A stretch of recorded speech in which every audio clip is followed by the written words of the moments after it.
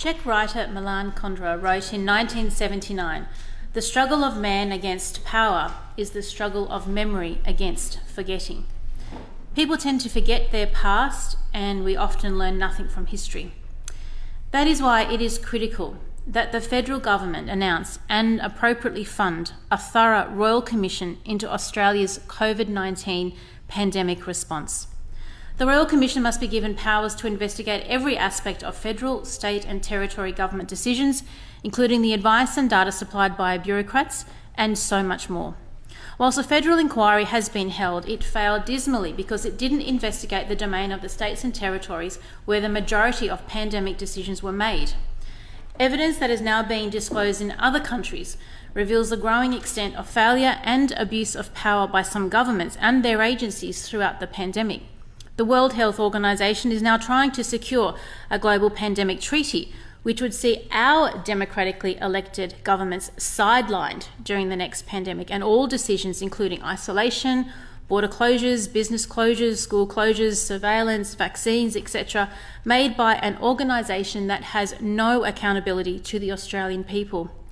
We need a Royal Commission to ensure, as Australians, we all learn what worked, what went wrong, where was the overreach of the public health orders, how can we balance the social, mental health and well-being of our citizens and community while fighting a virus.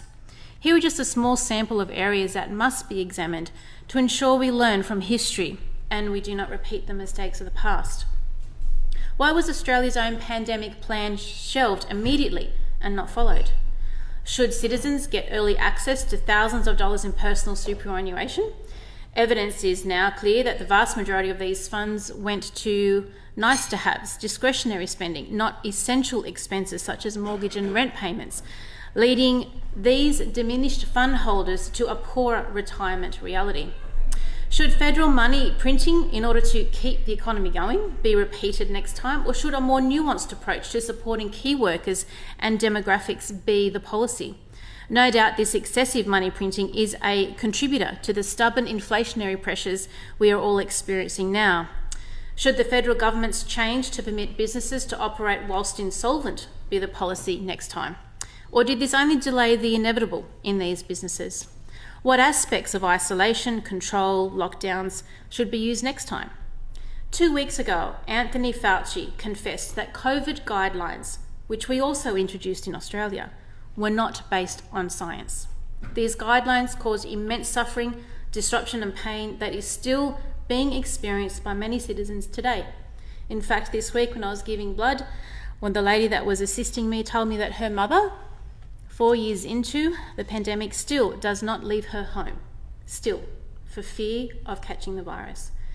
So how should governments determine the best actions to fight a virus if they are not provided with the data and evidence to back these actions? Should discussion and healthy debate by doctors, scientists, researchers on the health response, such as lockdown, social distancing, COVID jabs, be censored next time?